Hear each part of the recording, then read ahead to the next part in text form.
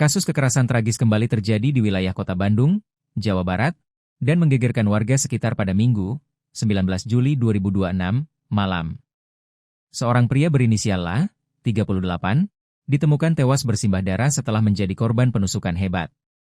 Peristiwa berdarah tersebut berlokasi di kawasan Jalan Cibangkong Lor, Kecamatan Batu Nunggal, Kota Bandung. Insiden ini berawal dari perselisihan terkait urusan utang piutang yang berujung pada aksi penganiayaan berat hingga merenggut nyawa. Pihak kepolisian setempat mengonfirmasi adanya kejadian tersebut setelah mendapat laporan dari masyarakat yang terkejut melihat korban tergeletak di lokasi kejadian. Kapolsek Batu Nunggal, Ibtu Ahmad Rifai, menyampaikan bahwa peristiwa penusukan tersebut terjadi pada malam hari, tepatnya sekitar pukul 23 waktu Indonesia Barat. Berdasarkan hasil pemeriksaan awal, pelaku penusukan diketahui merupakan seorang pria berinisial An yang saat ini telah berusia 31 tahun. Antara korban La dan pelaku An ternyata sudah saling mengenal satu sama lain sebelum peristiwa tragis ini terjadi. Meski saling mengenal, pihak kepolisian memastikan bahwa baik korban maupun pelaku bukanlah warga asli yang berdomisili di kawasan Cibangkong. Kehadiran mereka di lokasi tersebut memicu perhatian warga sekitar yang tidak menyangka akan timbul aksi kejahatan brutal di lingkungan pemukiman mereka. Kejadian berawal saat korban La bersama seorang temannya mendatangi tempat keberadaan An untuk menagih janji pembayaran utang. Saat itu, pelaku An diketahui sedang menginap di kediaman pamannya yang berada di kawasan Jalan Cibangkong Lor tersebut. Kedatangan korban ke tempat tersebut bertujuan untuk meminta kejelasan terkait uang pinjaman sebesar 2 juta rupiah yang sebelumnya dipinjam oleh pelaku. Namun, dalam pertemuan malam itu, pelaku An mengaku sedang tidak memiliki uang sama sekali untuk melunasi pinjaman tersebut. Mendengar pengakuan dari pelaku, korban kemudian mencoba memberikan alternatif penagihan dengan menurunkan jumlah uang yang diminta. Korban La lantas hanya meminta pembayaran awal sebesar Rp200.000 terlebih dahulu, sementara sisa utangnya dapat dibayarkan di kemudian hari.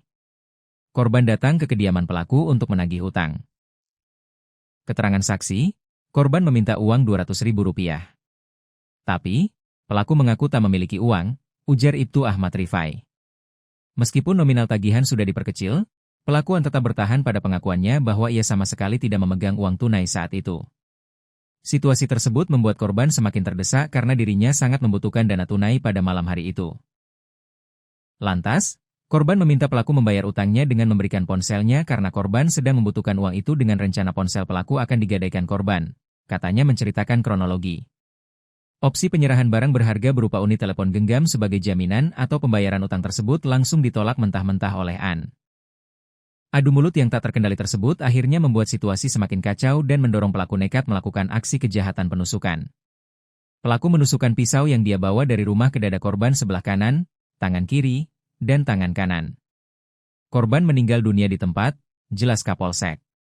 Tusukan senjata tajam yang mengenai organ vital membuat korban mengalami luka berat dan pendarahan hebat hingga akhirnya menghembuskan napas terakhir di lokasi kejadian.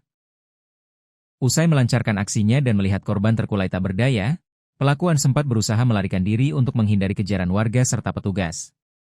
Akan tetapi, upaya pelarian pelaku berhasil digagalkan oleh pihak kepolisian yang bergerak cepat merespons laporan warga di sekitar tempat kejadian perkara, TKP.